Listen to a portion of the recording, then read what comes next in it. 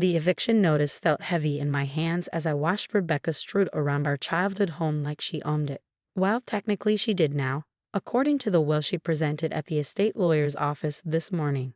"Don't worry," she said, examining her perfectly manicured nails. "I'm giving you a full month to clear out, even though Dad's will only require 2 weeks. See, I can be generous. My name is Sophie Anderson, and at 34, I was watching my older sister dismantle my entire life with a few pieces of paper and a smile that didn't quite reach her eyes. Our father, James Anderson, had passed away 3 weeks ago after a brief battle with cancer. The loss was devastating enough. But now this. I don't understand," I said, keeping my voice steady despite the rage building inside me. "Dad always said he was leaving the house to both of us. He wanted us to share it." Rebecca rolled her eyes, settling into Dad's favorite leather armchair like she was trying it on for size. "People change their minds, Sophie." Dad finally realized which daughter actually deserved his legacy. I looked around the study where we stood, Dad's sanctuary filled with his books, his collection of antique maps, and a lingering scent of his favorite pipe tobacco. This room held more memories than I could count. It was where he'd taught me to play chess, where he'd helped me with my homework, where he'd consoled me after my divorce 2 years ago. "When did he make this change?" I asked, though I already knew the answer. I just wanted to hear her say it. 3 months ago," Rebecca replied smugly. "Right after his diagnosis, he called me over one evening and said he needed to make things right. Said he'd been foolish trying to split everything equally when clearly one of us was more capable." I nodded slowly, remembering that evening well. Dad had been heavily medicated, barely able to hold a conversation. Yet somehow he'd managed to not only change his will but make it heavily favor Rebecca, leaving her the house, his investment portfolio, and controlling interest in the family business. All I got was a small savings account and Dad's old car. "What about the business?" I asked, though I knew what was coming. "Of that," Rebecca waved her hand dismissively. "The board already approved my appointment as CEO. After all, I have been running things while you were off playing artist." I bit back a retort. My playing artist had actually been running a successful graphic design firm for the past 8 years. But Rebecca had always dismissed it as a hobby. In her world, if you weren't wearing a power suit and making other people miserable, you weren't really working. "I'll need the keys to the house," she continued, holding out her hand.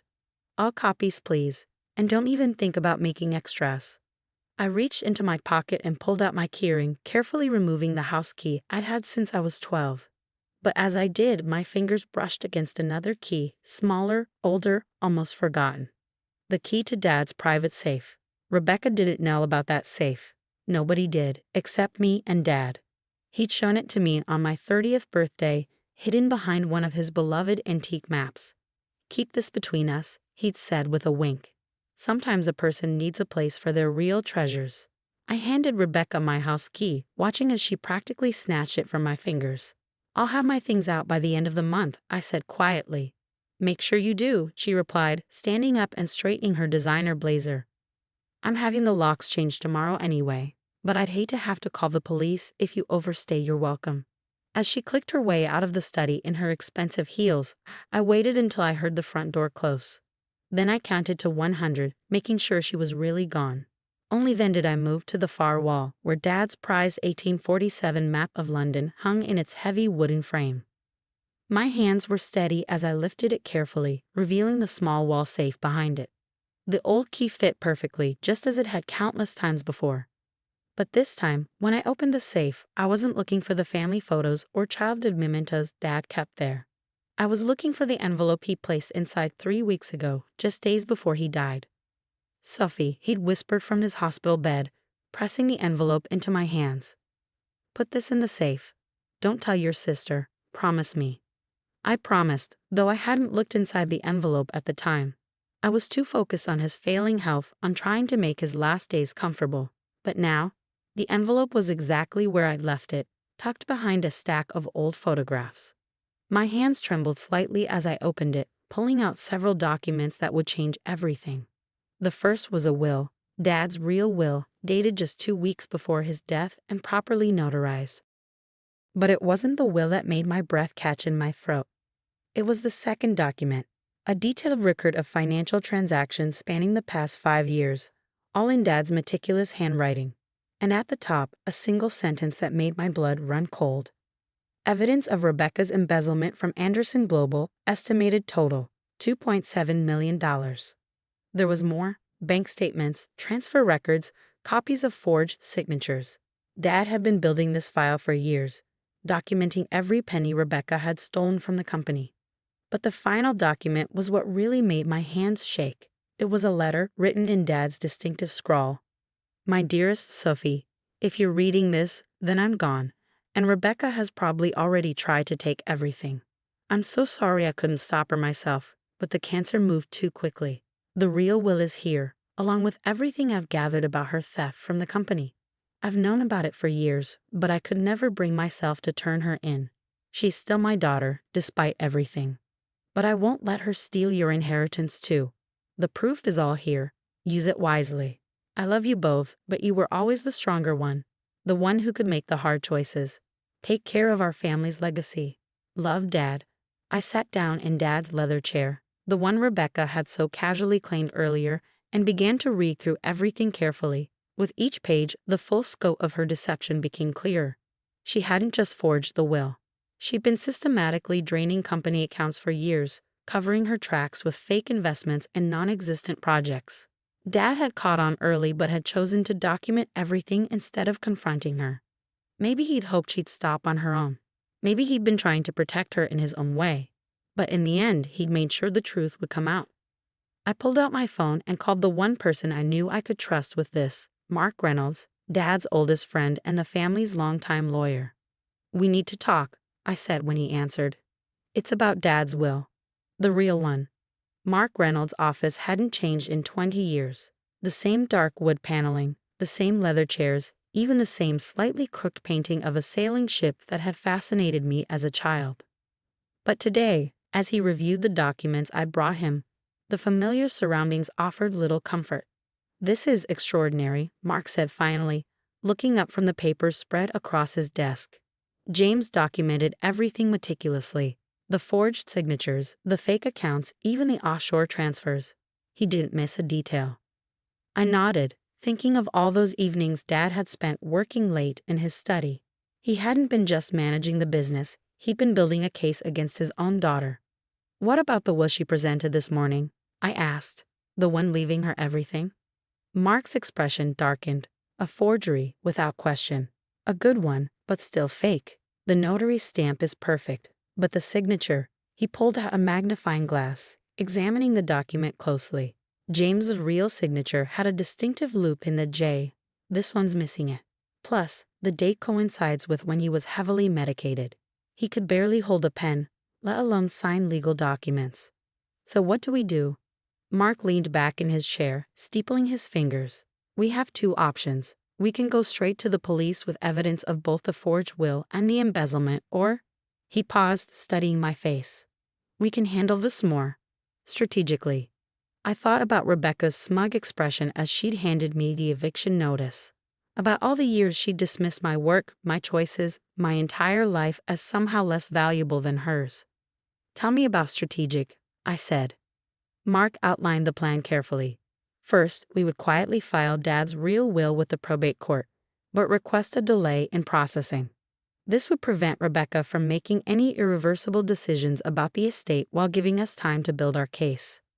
Next, we would conduct a full audit of Anderson Global's finances, documenting every instance of theft and fraud. Mark would bring in forensic accountants he trusted, ones who knew how to be discreet. "The key," he explained, "is to have everything in place before she realizes what's happening. Once we move, we need to move fast." I spent the next 2 weeks playing along with Rebecca's narrative. I began packing boxes, making a show of preparing to move out. Meanwhile, Mark's team worked tirelessly, unraveling the complex web of financial deception Rebecca had woven. The numbers were staggering. Beyond the $2.7 million Dad had documented, they found another $1 million hidden in various shell companies and fake consulting contracts. Rebecca hadn't just been stealing. She built an entire shadow operation within the company. 15 days after receiving the eviction notice, I got the call I'd been waiting for. "We're ready," Mark said simply. The board meets tomorrow at 10 a.m. Be there. That night, as I sat in Dad's study supposedly packing his books, Rebecca stopped by to check on my progress. "You're being very mature about this," she said, watching me wrap Dad's first edition Hemingways in bubble wrap. "I was worried you'd make a scene." I carefully placed another book in a box. "What would be the point?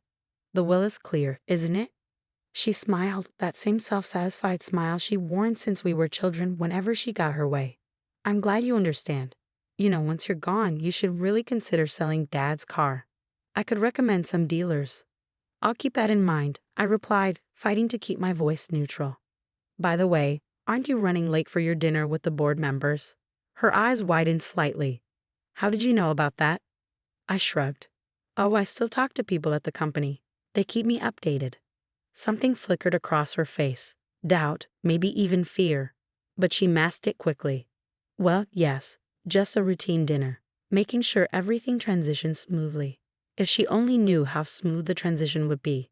The Anderson Global boardroom was intimidating by design. All gleaming mahogany and floor-to-ceiling windows overlooking the city. Rebecca had always loved it, the way it made people feel small. Today, as I took my seat at the far end of the table, I watched her hold court at the head, completely unaware of what was coming. "Now that everyone's here," she began, shuffling some papers importantly, "I'd like to discuss our 5-year growth strategy."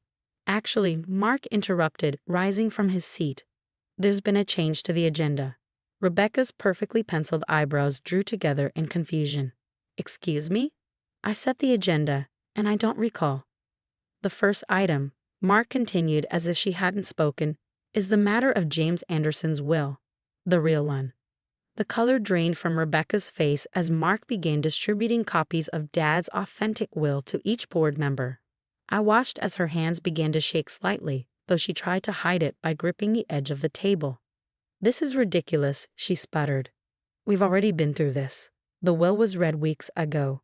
"That will," I said quietly, speaking for the first time, "was a forgery.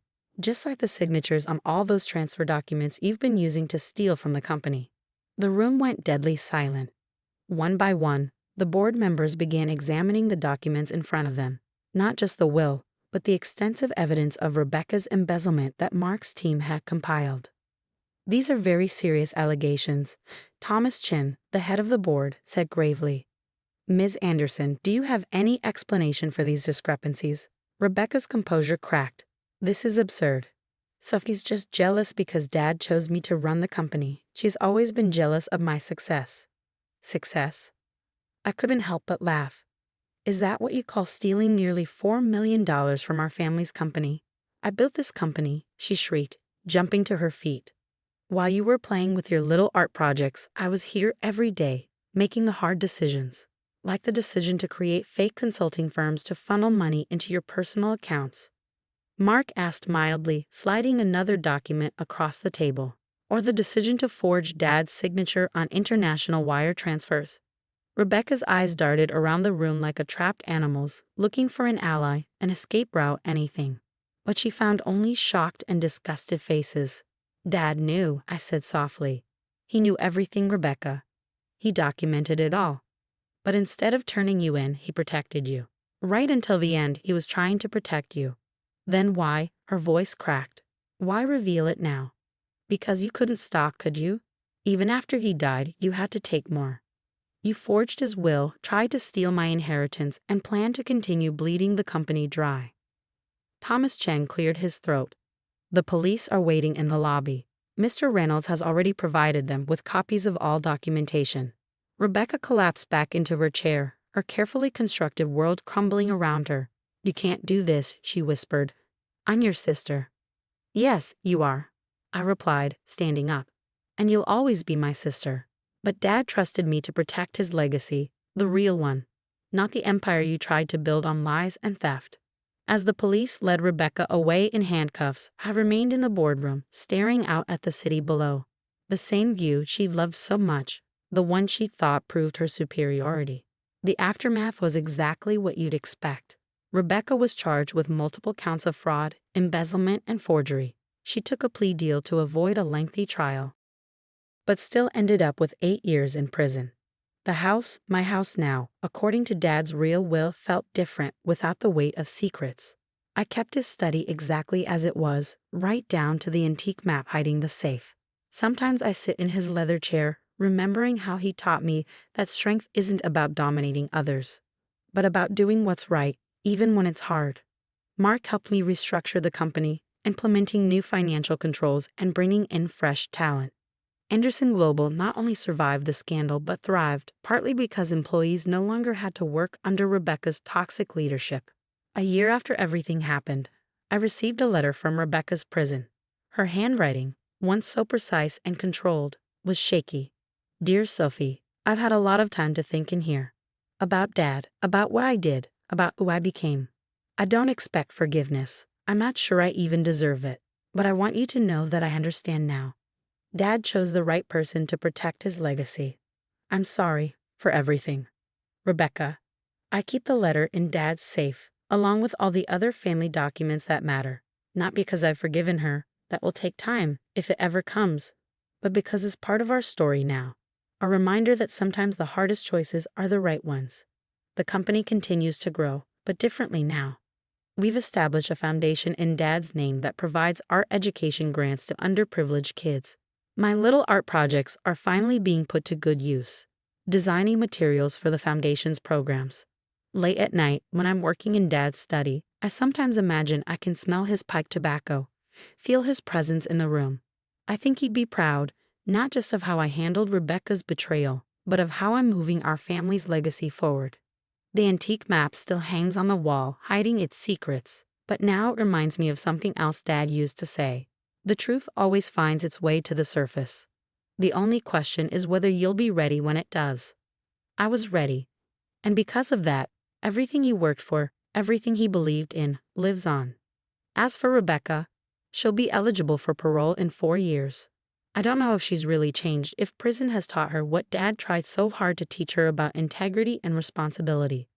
But I do know this: when she gets out, she'll find that the door to Dad's study, my study now, is still open, because that's what family does. We leave the door open, even when we're not sure anyone deserves to walk through it. That's the real legacy Dad left us. Not the money, not the company, but the understanding that true strength lies in being able to do the right thing, even when it breaks your heart. And that's a lesson worth protecting.